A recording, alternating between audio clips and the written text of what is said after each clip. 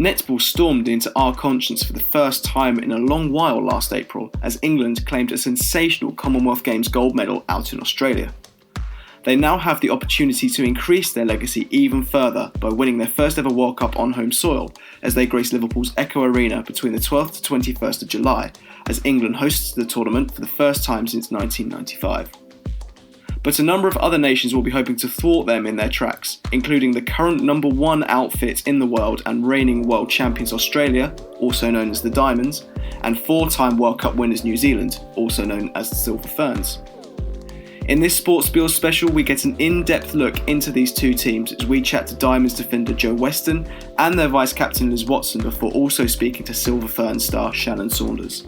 In wide-ranging interviews, we chat everything from super grands to walnut farms, overcoming skin cancer, inspiring the next generation and the ultimate aim of winning the 2019 Vitality Netball World Cup.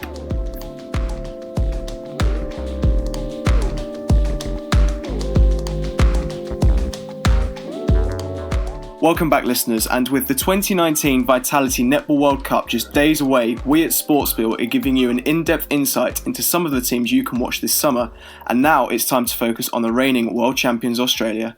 For the first interview of this episode, we're delighted to be joined by the Diamonds defender Jo Weston. So first of all, Jo, welcome to the show and thank you for coming on. No, thanks for having me. So you've been over in England for a few days now, played a couple of warm-up games. How's everything going for you and the team? Yeah, it's been really great so far. I mean, we've been to Manchester a couple of times previously on tours and camps, but it's nice to come back in the summertime. So I think the endless sunshine is helping us adjust to the time zone pretty well, and our other practice games have gone pretty well. As you mentioned the weather there, you've certainly come over at a great time. And what's the vibe like in the northwest of the country? Are a lot of people talking about the tournament? Is there a lot of buzz around it, or is that still yet to kick off? Yeah, I think once we get to Liverpool, there'll be quite a little bit of public interest. I think we've potentially been overshadowed by the cricket here in Manchester. But yeah, we've still seen a really great turnout to our practice matches here. And yeah, I mean, when you wear uniform in public, it's always going to raise a few eyebrows. So, yes. And you mentioned the Ashes there. That is one of our sporting flagship events this summer. But this World Cup over here anyway is billed as being the other sporting flagship event in England. What's the view of it out in Australia? Has it attracted a lot of media attention out there as well?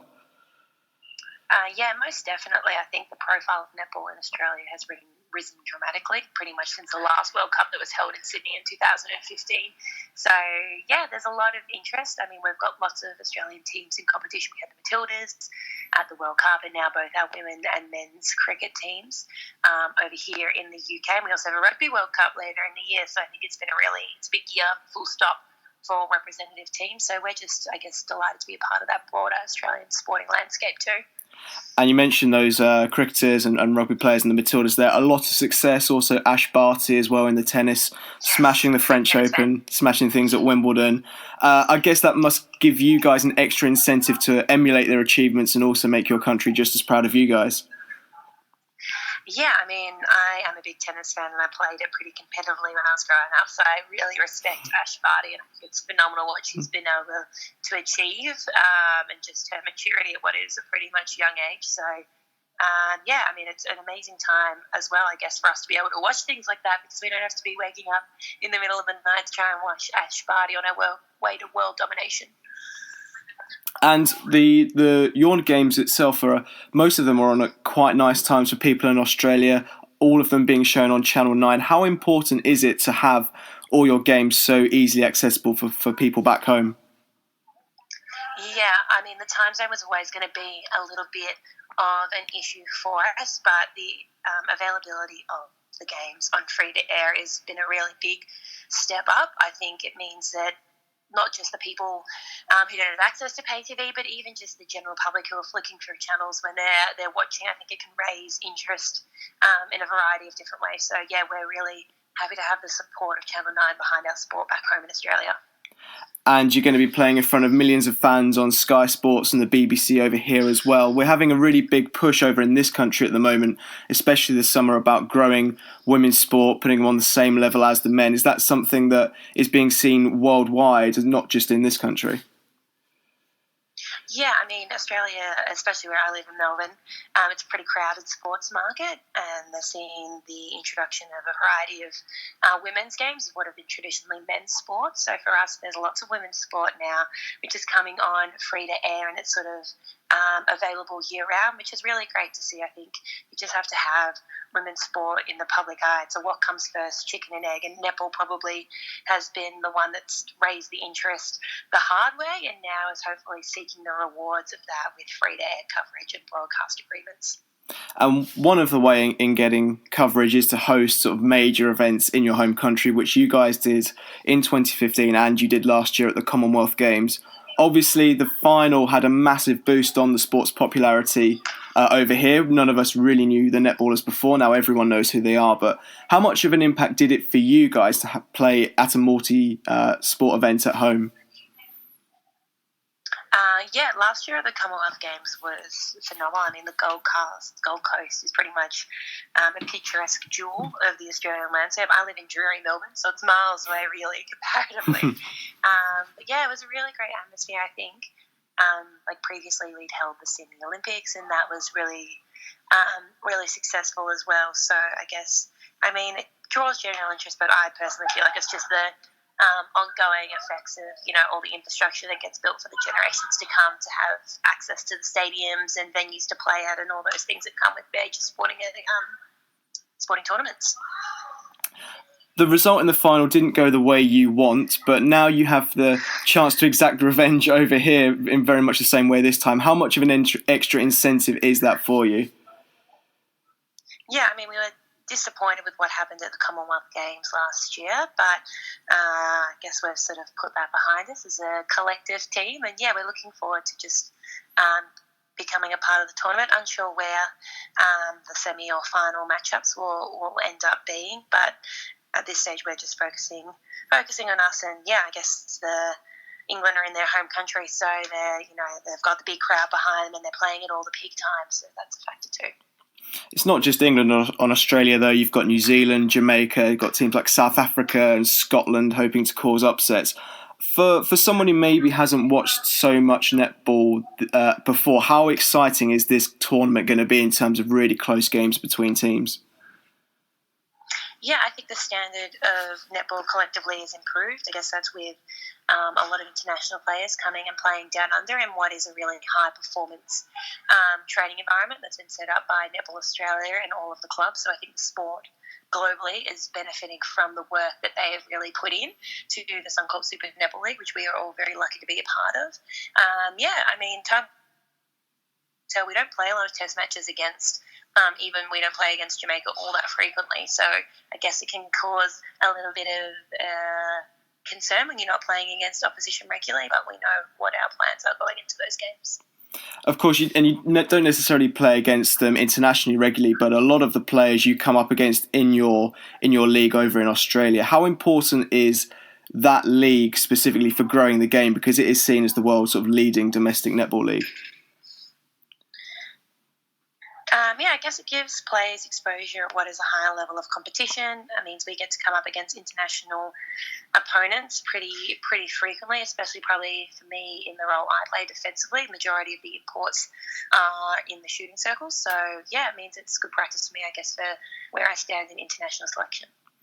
Are there any players in this tournament that you're really sort of relishing coming up against? You know it's going to be a good battle for you. I think the New Zealand shooting circle will be quite interesting. Obviously, I play against Helen and Jo pretty regularly back home, and I haven't really had a chance to step out against Bailey Mez, especially, and Sylvie Rickett and Amelia Ram, because only Maria plays domestically within Australia. So, yeah, that'll be good. Cool. And I guess, first of all, we should have said congratulations on selection for the World Cup. How did it feel when you got the call? Yeah, I was a little bit nervous actually, and I think I was the last one to find out via phone call. So yeah, I was barely able to swipe to answer the phone call, but yeah, I think I was just so over the moon, very exciting, like a little bit of like relief as well. I guess selection is such a stressful time period, so you build up a lot of possible situations in your head. So to be one of the lucky few that was selected, you sort of breathe a bit of a deep sigh.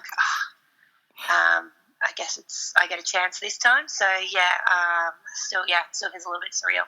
I can certainly imagine. And were you able to sort of tell friends and family straight away, or did you have to wait until the public announcement was made? No, there was about a 48-hour time window where we weren't allowed to say really anything. That's just due to Netball Australia's internal procedures. So, but after that, everyone knew, and all my family and friends were very excited. I can imagine. And what do you do in sort of those 48 hours? I guess, did you have people asking you, or was it just a case of just trying to keep your head down? Yeah, I sort of hadn't alluded to the fact that we were finding out before. I mean, obviously the time stamp when the public finds out is publicised. So I just sort of said we were already finding out briefly before that rather than a couple of days prior, which is a little white lie, but I think saves a little bit of awkwardness. Yeah, that's fair enough entirely. And going back to something we sort of were talking about earlier, it's noticeable how, women's sport is growing, but it's also noticeable how actually so many female athletes are multifaceted and have so many different skill sets. And you're a fantastic example of this. You're not just a professional netballer, but you also work for Deloitte as well in Australia. And how important do you find it to have sort of work outside of netball in terms of that life balance? Yeah, I guess the landscape that we're sort of operating in as athletes has probably changed a little bit since I begun with the Vixen. So I guess having a job outside playing when I initially was selected into the team was by pure necessity. Like, we weren't being paid very much at all. It was not enough to live off, not enough to get by off. So for me, I mean, going to university was always what I had anticipated doing. I think my netball career sort of caught me off guard with the general trajectory of it.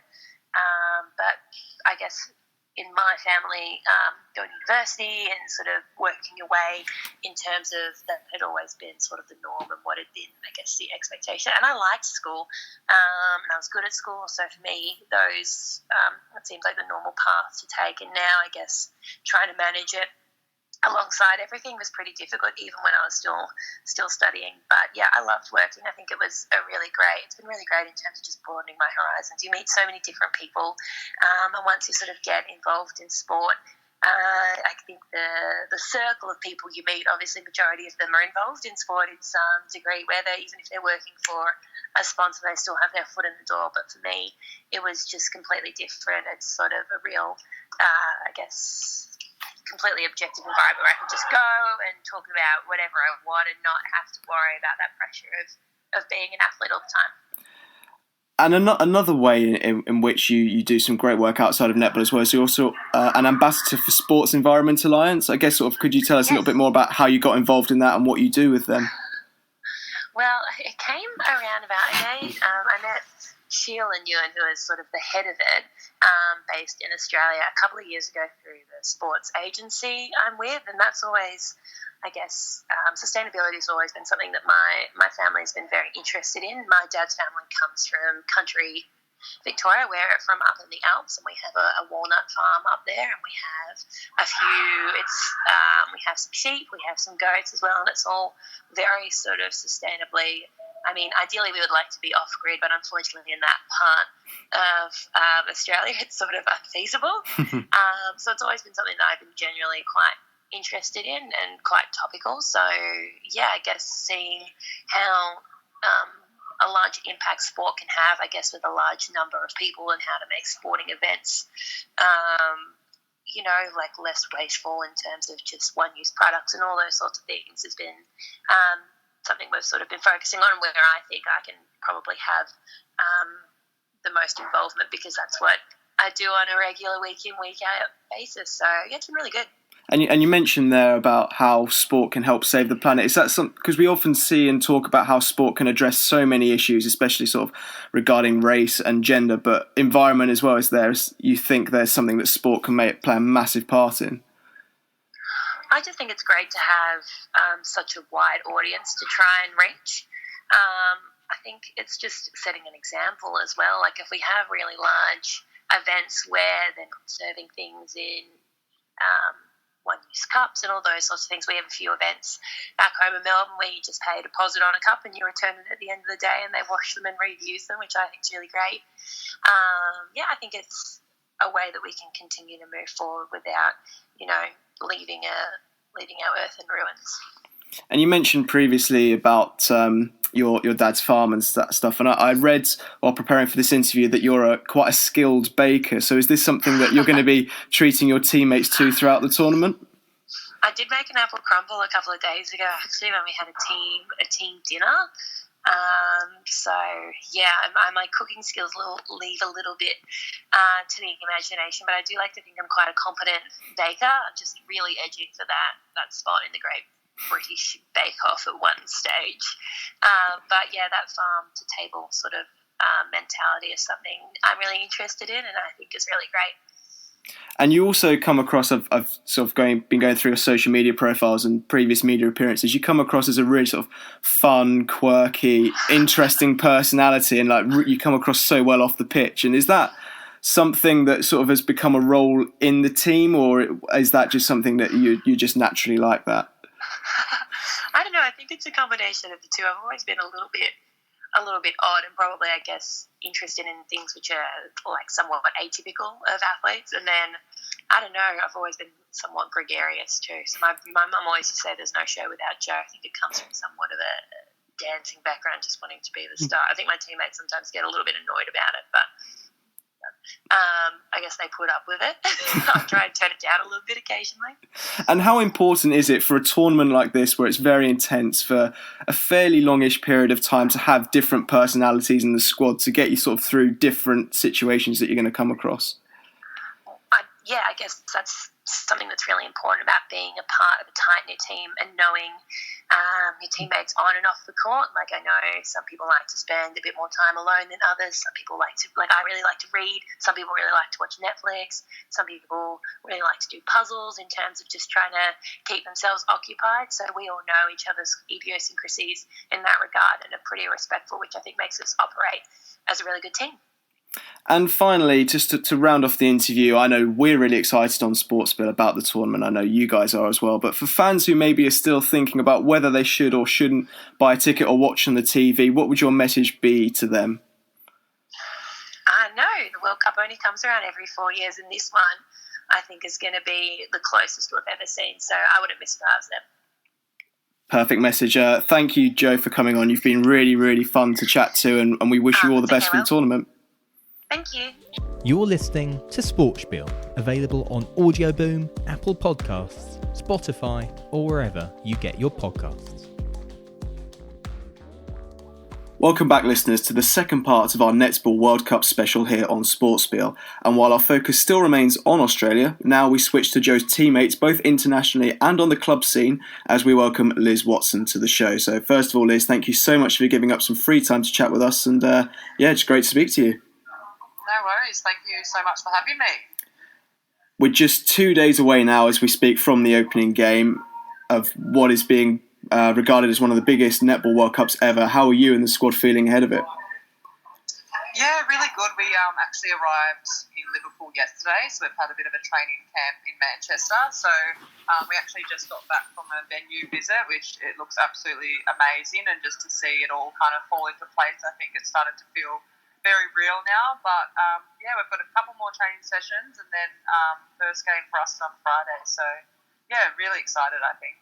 What's the atmosphere like in the Northwest and specifically now you're there, Liverpool? Is there a lot of recognition of you guys sort of in the street? I guess a little bit. If we walk around in our uniform, we kind of stand out a little bit. But England is also staying at the same hotel as us, so there is a bit of interest around netball here. I think for us, we were at the same hotel in January, so we kind of know our bearings and, the good coffee shops and all that around the area. So gone back to a few of our local favourites and gone say hey again.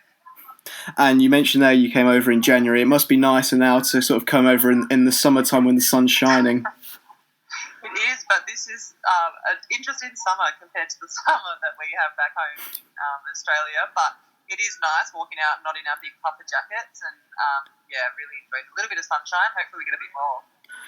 It's been an exceptionally long build-up to the tournament. I know over here it's pretty much all we've spoken about since the Commonwealth Games. I bet sort of you as athletes are just chomping at the bit to get going now. Yeah, I guess for us, it hasn't really felt so real until we've been here. We are in the middle of our SSN competition, so we finished off that round 9 for us and went straight into a camp in Sydney, which started to feel a little bit more real. But now that we're actually over here and just seeing the hype and just walking the streets and seeing a few billboards and banners and people getting around the netball, I think it definitely does feel like very real. And, it's a massive build-up, even back home in terms of our farewell function that we had in Sydney with past players sending us off. And that was really nice, I guess, a little gesture for us heading overseas. What's the attitude in Australia been towards the tournament? I know over here it's alongside the Men's Cricket World Cup. It's been seen as our flagship event. Is that sort of something that's been seen in Australia as well? This is one of the big sporting events of your winter, effectively. Yeah, and I think especially for netball, I would say it's probably the biggest event that we participate in is our World Cup, and I probably haven't realised how big it actually is until I was have been in it, and now it's my first World Cup. But I guess being back home and hearing the stories of past players and just the hype around the World Cup, you actually start to realise how big this event is. And yes, Commonwealth Games is also massive for netball, but I feel like this is our main event. It's just netball. It's the pinnacle of our sport. So I think there's been a lot of hype and a lot of talk, especially around our clubs as well. They've been so supportive and so encouraging in the planning for this, and I guess adapting our season right back from pre-season and planning the World Cup as part of our program for the year, knowing that we are going to have a 4-week break from our competition back home for this, and how that would affect players going to the World Cup, but also our teammates back home who are still training away. And it's been about 6 weeks since the squad was confirmed, and it was confirmed that you were coming over to England for the World Cup. And how did it feel for you when that sort of confirmation came through to know that you were going to be heading to your first World Cup? Yeah, it does feel amazing. I guess it's something that you never know what's going to happen. You never know what the coach is thinking, what the selectors are thinking. But for us, we all get a phone call on selection day. We're all allocated 5 minutes, and I'm Watson, so I'm at the bottom of the list in alphabetical order. And I guess when you get that call, you just want to call your closest family and friends and spread the news with them. And I think once I had done that, Mum and Dad jumped online and booked a little holiday and a trip over here too. So yeah, it's very special. I think just receiving the call, wow, it's actually happening. It's all starting to feel very real. So are your parents coming over for the whole tournament then? Yes, they've already been here. They've been actually in Vienna and Prague having a bit of a holiday. They're on their way to Liverpool now, I think, and then they'll travel on to Italy and somewhere else after the tournament too. So yes, they said netball has kind of interrupted their big holiday, but they'll definitely be here supporting. Are they the type of fans that we're going to be, the type of parents that we're going to be quite easy to spot on TV, or are they a little bit shyer than that? I think they've all got their colours sorted, so green and gold would definitely stand out in the crowd, but they've got a little family WhatsApp group, so they keep sending photos of outfits and bright coloured yellow and green tops that they've all purchased to wear in the crowd. So I think there'll be a decent amount of family and friends here, so they won't be easily missed. And am I right in thinking that your gran is also a bit of a super fan and a bit of an icon back in Australia as well? This is my mum's mum, my nonna, the Italian heritage in us, and she absolutely loves the netball. She comes to every Vixen's home game that we have, and she always says if I can wear bright coloured shoes, it makes it easier for her to spot who I am out on court, because apparently we're all blonde and tall and all look the same. So she'll be watching back home on telly, and she'll be just looking for bright shoes. So I have to probably get some brighter ones. I'm not quite sure. My current blue ones are really going to stand out. And how important has your family been for you in terms of your whole netball career? Because they sound incredibly supportive. Yeah, they are, and they've. I've got 2 brothers as well, so we do spend a lot of time. My parents spend a lot of time on weekends with sport amongst all of us, but I think they've travelled. They travelled over to Liverpool when I debuted for my country a few years ago. They're at every Vixen's game.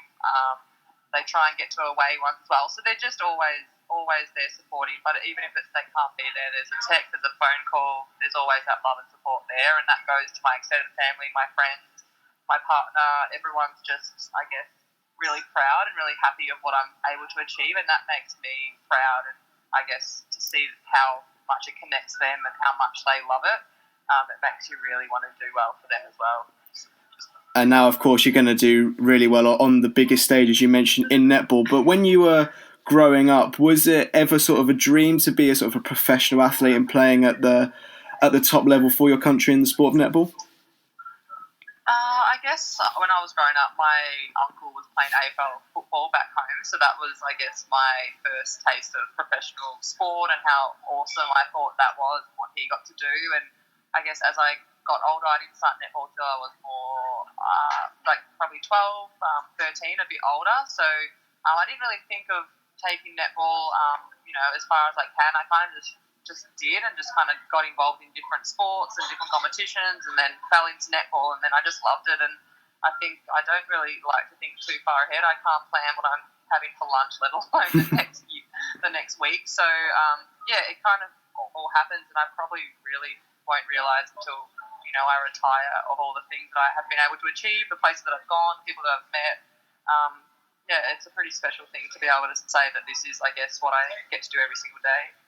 And you mentioned there sort of stuff that you've achieved, and obviously with Australia being such a dominant force on the international stage, winning a lot of trophies, but also you've won a lot of individual accolades over the years as well. I guess that must be something you take great pride in. Yeah, and I think I've been so lucky to have grown up in Victoria. I think it's such a good netball state.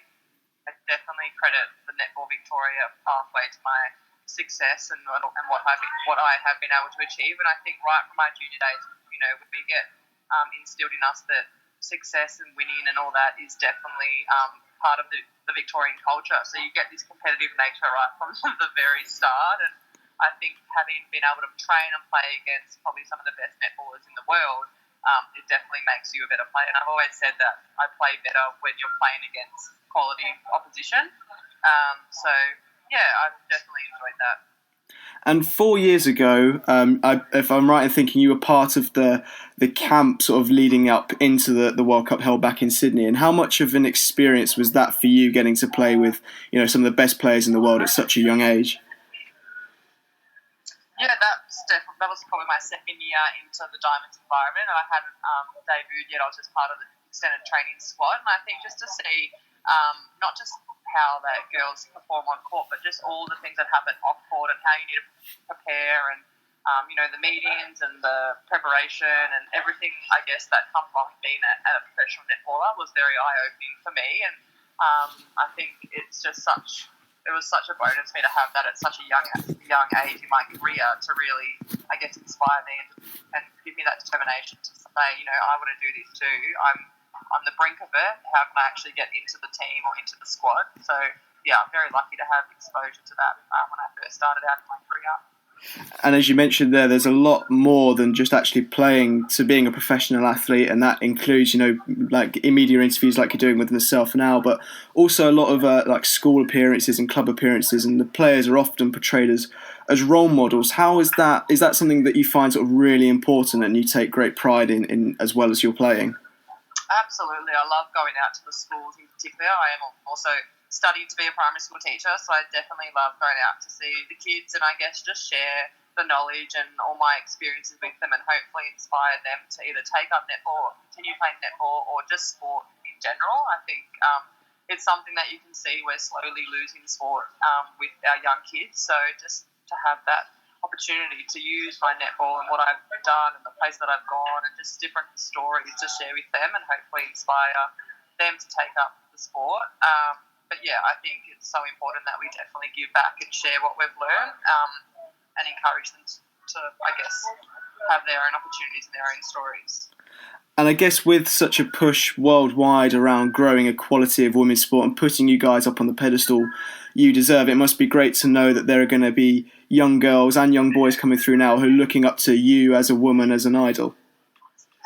Yeah, I think it's a bit surreal actually. You kind of just, I feel like I'm just me, just doing what I love, which is playing netball, and just happen to be able to do it for my country, which is so special. So I guess, to see the excitement and the joy on kids' faces when they, have one little interaction with you. You could be having the worst day or the worst game, or you just feeling a bit flat and tired. To them, that doesn't matter. They just want to say hey and give you a high five. So it just really, I guess, brings you back down to earth and what's real, and I guess, keeps you grounded. And you mentioned there that you're also studying as a primary education teacher. Do you ever sort of, when you go into the classroom, get children recognising who you are, or do you go in just as Miss Watson rather than the netballer? Miss Watson. I actually tried to hide on a placement and not let them know that I was a netballer, but there was a few young netball girls in the grade 1 class who came up with some Vixen posters. So once they had their poster signed, they kind of spread the word around the school. But I'm probably more of a teacher in that sense, but there are a few little loving netball fans who just recognise you, and that's a good thing as well. And when they do recognise you, does that make them harder to teach, or are they actually more likely to listen to you? They're probably more likely to listen to me. They probably get a different view on me as well if they're misbehaving, but it's probably just, I guess, good for them to see that I'm not just a netball. I have other things in my life and do other things, and so I definitely have their attention at the start. It's just how long I can keep it for. And it's not just children who are mischievous as well. As I mentioned to you previously, we spoke to Jo Weston the other day, and she admitted she's somewhat of a character in and around the dressing room. What's she like to be a teammate with? She's highly intelligent, and some of her jokes just go way over all of our heads because we have no idea what she's talking about. But I played with Jo since we were actually 12 years old in our first 15 in our first Victorian state team back home. So I've known Jo for a long time, and I think she's just someone who's so competitive, probably the most competitive person that I know. But at the same time, she'll love to have a dance, and I guess be the centre of attention, and all jokes are on her. So she's a really good sport. And I guess that sort of personality must be great for the team as well when things are slightly tough and you sort of need a little pick-me-up. Oh, absolutely, especially when we are, travelling and on the road to get together for a long time. I think being away, it's probably going to be close to 3 weeks that we're in each other's pockets, and I think it's nice to have that little bit of break and, I guess, non-netball talk or that laugh, and it keeps you sane, and she's definitely one that we turn to for a laugh. Coming into this tournament as well, you say 3 weeks in each other's pockets. The sort of ideal for you is to go back home with that World Cup trophy. And I read a piece earlier today where it said it feels for you guys as though you're coming into this tournament as underdogs, just being ranked sort of one in the world. Is that actually something you think is going to work to your advantage? I think we're going in obviously ranked number 1. We've got such a strong history and success of success at World Cups, but I guess we're not on our home territory. I think it's nice that we can just go in there and just do our thing and play our best netball. I guess there is a lot of hype around England, obviously because they're here and because the last major event at the Commonwealth Games, they were the winners. So a lot of talk is around them, but I think about New Zealand, South Africa, Jamaica, they're all such quality teams. So I think the pressure and the expectations is kind of spread amongst 5 or 6 teams at this tournament in particular. So I think just knowing that we can go in there and do our thing and hopefully come home with that gold. And you mentioning England there, Jiva Mentor, who is someone I believe you know very well, said in an interview last week that the perfect final would be for her would be England-Australia, as obviously that's looking a long way ahead and a lot could happen. But is that something sort of you guys would really relish? Oh, I think to get to the final, I don't care who we're playing. We just want to be in that final and win that final. So like I said, it could be England, it could be New Zealand, it could be South Africa. There are so many right up there, and we just got to worry about getting our spot into that final before we think about the opposition. It's a very tough draw, so we just got to make sure that we have that spot, and then whoever we play, we prepare and know that we can beat them. And to round off the interview, obviously there's a lot of netball hype in this country at the moment. A lot of people are going to be watching and attending. But for those at home who may be still a little bit unsure about whether or not to buy a ticket or watch on TV, so what would your message to them be? Oh, I think to hear an Aussie voice or know that we've got the support back home goes such a long way for us. We we're out here, playing for our country. So any little support that we have, it definitely doesn't go unnoticed. And I think as players, that's what we do. We want to inspire our country, the next generation, and I guess people who have played netball don't know about netball or just love sport in general. It's a very fierce sport, and I guess any love and sport that we have is greatly appreciated from all of us. Thank you so much for chatting, Jo. Liz, sorry. We really enjoyed speaking to you and wish you all the very best for the tournament. Perfect. Thank you so much, Cheers. Phil. Thanks, you. You're listening to SportSpiel, available on Audio Boom, Apple Podcasts, Spotify, or wherever you get your podcasts. Welcome back, listeners, to this third and final part of our Women's Netball World Cup special here on SportSpiel, where our attention now turns to New Zealand's Silver Ferns and specifically to mid-quarter Shannon Saunders. First of all, thank you so much for coming on the show, Shannon, and great to speak to you. Thank you. And welcome to England and to the show. How are preparations going ahead of the tournament? Been going really well. We've been based in Colchester, and we've had a couple of warm-up matches against Wales. Scotland, sorry. Now we're just heading to Liverpool. And you also had a warm-up series back home as well in New Zealand, so preparations going really well. You're feeling confident and sort of match ready coming into the tournament? Yeah, I think that series before we came over was really crucial, and it was good to play the New Zealand men and kind of have that bit of physicality and testing ourselves against the taller shooters, which we'll come up against kind of with Jamaica. I think it's been really good having some court time. And you mentioned there you played against New Zealand men. That's quite a new thing for netball. What was it like actually playing against completely different opposition to anything you played before? Yeah, it was really cool. So we've played them a wee bit kind of behind closed doors normally and when we're in camps. But yeah, I think it was an awesome spectacle, and I think really kind of raised the awareness of the men's team throughout New Zealand. So I think that was really exciting. And obviously netball is predominantly played especially on sort of elite international scenes by women, but do you reckon there could be scope to have sort of men's teams internationally playing against each other in the future as well? Yeah, definitely. I think they're incredible, and they can just play the game at such speed and so aerial. And I think lots of kind of countries are starting to kind of develop their men's team, so that would be really exciting if they could play each other. Of course, and you mentioned there that the tournament as a whole, you're playing quite a few games in quite a few days, and that's going to be exactly the same at this upcoming World Cup. And how sort of physically demanding is that to be playing so many games in such a short space of time?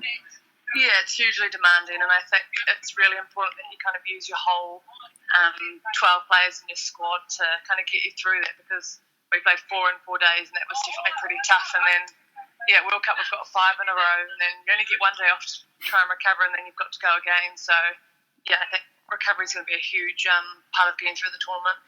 And how do you prepare for something like this? Because the league system is more sort of 1 or 2 games a week. How does training differ for this compared to the league? Yeah, well, I think that's kind of why we had that Cadbury series, so 4 games in 4 days, and then we also had a camp over in the Sunshine Coast, which we were doing 3 trainings a day for 5 days in a row. So I think we've kind of practiced that load, and I feel like everyone's coming in confident that we can withstand it and still produce good netball. One thing we noticed over here in England, obviously with the Commonwealth Games, sort of netball's taken off, and fans who have not watched the game before have noticed just how fast and physical the game is. How much has it changed sort of in the last few years, or has it always been this way and we've just not noticed it before? I think it's definitely getting faster and more physical, and I just think we train a lot more in the gym and running and stuff like that, so I think it's kind of developing in that area. But I think when you watch a game live, it's definitely I think you realise the physicality a lot more than just watching it on television. And it must be, for you on the pitch, you must have some sort of great battles, especially sort of yourself in the mid-court. It must be quite a fun physical encounter. Yes, definitely, yeah. I think it was a good tussles on the circle edge, and just trying to get the advantage using your speed on your drives through court is always fun. And something we should have said earlier, but of course, congratulations on your selection for the tournament. How did it feel when you got the call saying you were selected? Yeah, it was incredible. Wasn't expecting it at all, so it was really exciting, and cool that I'm here with quite a few of my teammates. And was it a case of you said you weren't expecting it? So did you sort of have to keep it from family and friends for a few days, or did you manage to tell them before the news was made public? We were allowed to tell our family and friends, so that was exciting. Or close family. And then it got released the next day, so we didn't have to kind of keep it a secret for too long. And you're sort of returning to the international fold after a few months away from it. How does it feel to be back playing with the Silver Ferns? Yeah, it's awesome. It's given me kind of a newfound appreciation for it, and I'm just really excited to kind of get out there and help my team as best as I can. And hopefully we can be successful. And what, during that time away, sort of, if anything, changed most about sort of your perspective towards netball or the way you were training or anything like that? I think I just kind of found my love for the game again. Kind of went away, had a bit more time in my personal life, and just really kind of found that this is what I wanted to do. I'm really passionate about it, and I think having that break too was good. I've been going for a while now, and my body was getting tired, so it was good to refresh and come back. And you spent some of that time actually working as a locum pharmacist. How different was that compared to sort of the day in, day out of training? Yeah, it's always good. I work quite a bit during the season too, so I just kind of like to keep my mind a bit more active and kind of have a totally different side to just being a netballer. So yeah, I really enjoy that side of it, and it's good that I get a bit of both. And that break from netball, as you sort of previously alluded to, did it really sort of hit home during that how much you actually loved the game and how much you wanted to come back? Yeah, I think it probably took a few months. I was just kind of enjoying the break and just really kind of gaining in my pharmacy life. But then I was really fresh and ready to get back into training and come back to my steel team and try and deliver for them. And also you had a chance to, during that break, really enjoy your marriage as well. So congratulations on that. And I guess how great a time was that for you? Yeah, thank you. Yeah, it was amazing. I think it definitely allowed me a bit more time to focus on planning that and just enjoying that. I didn't have to rush away to any trains or things like that. So that made that a lot less stressful. And actually got to spend some time with my husband, which was quite nice. And obviously, netball being a team sport, you get to really enjoy the camaraderie of teammates and coaches and support staff. But how nice is it to have such supportive loved ones during the good and the bad times? Yes, it's very crucial. I think they're kind of the ones that keep you grounded and always there for you no matter what. So without them, it makes things very challenging. And I hope you don't mind me sort of bringing this up, but it's not this isn't the first sort of comeback you've had from a difficult time. Back in 2017, you were diagnosed with skin cancer, and how much, if you don't mind me asking, was sort of that a change of perspective on life as well? Yeah, a wee bit. I think it's always at the back of your mind. But I think it's obviously just changed what I do day to day, wearing lots more sunscreen. But I think definitely don't take things for granted. You've definitely come over to England at a slightly strange time because we're actually enjoying some warm weather as well. But yes, it's so nice. It was your sister was diagnosed with something slightly or fairly similar at the same time. So obviously it was tough for the family. But how much strength could you sort of draw from each other during that time period? Yeah, like the ones I had are definitely not too serious. So I think I'm very lucky and just I have to have regular checkups and all that. But it's good to kind of have someone else to kind of talk to about it, and they understood, so that made it a bit easier. And just 8 days, I think, after sort of your operation and having stitches put in to remove the first one, you were back playing netball on the court. I guess, did it ever cross your mind to take a rest, or were you just gonna get straight back out there and do what you love? Yeah, I just wanted to get straight back out there. I think I had dirty stitches in my head at the time, but it was fine, and I had all my teammates to support me, and it was all good. And we mentioned about the power of loved ones previously, but I guess the power of sport must be so great to help ease through situations like that and give you something else to focus on. yeah, I think it's a great distraction and totally just take your mind off it. So, and keep you very busy, which is always good. And going back to sort of New Zealand and the World Cup, you're coming into the tournament ranked 4th in the world, and a lot of the press are talking about Australia and England as the sort of 2 potential winners, but New Zealand have won the World Cup 4 or 5 times previously. You've won so many medals in the international stage, but perhaps just sort of coming in with slight underdog tag maybe play to your advantage. Yeah, I think it's a great position to be in. It's always nice when you're the underdogs and you kind of go under the radar. And yeah, I think all the pressure's definitely on kind of like England. I suppose they're here in the Commonwealth Games medalists, and yeah, I think we're in a great position to be in.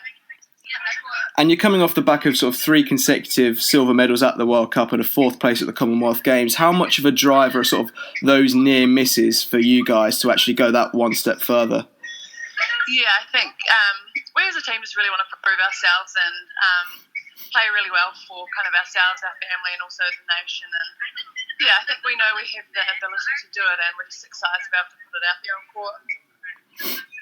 And a few days ago, I don't know if you saw this, but Dame Lewis Muir, sort of one of your country's greats, gave the team a really glowing review ahead of the tournament, especially based on your Cadbury series. How much of a confidence boost is it when sort of people like that are making comments about you and your team? Yeah, it's always really nice. I think we train super hard and we've been training really well, and it's been good to see people from who are watching us externally kind of be like, yep, you guys are on the right track, you're doing the right things, and yeah, just to affirm that we're going in the right direction. And this tournament over here, obviously given the success of England at the Commonwealth Games, it's being seen as one of our 2 flagship events this summer alongside the Ashes. What's sort of the view of the tournament in New Zealand? Yeah, I think everyone's excited. There's definitely a few World Cups going on at the moment, but I think it was good having that Cadbury series. It really kind of raised the profile and kind of got it in everyone's head that we were heading off to the World Cup. So I think that's been great timing. And of course, we've also got the Men's Cricket World Cup in action at the moment. New Zealand at this moment in time playing in the semi-finals. How great has it sort of been to have so much New Zealand sport on the map recently across all areas? Yeah, I think it's fantastic. And yeah, my uncle and auntie actually were coming over to watch the Cricket World Cup, so now they're hopping over to the Netball World Cup too. So it actually works out really well. And finally, just a couple of days away now from the tournament starting, for any fans who are out there thinking, umming and ahhing about whether they should buy a ticket or watch on TV, what would your sort of message to them be?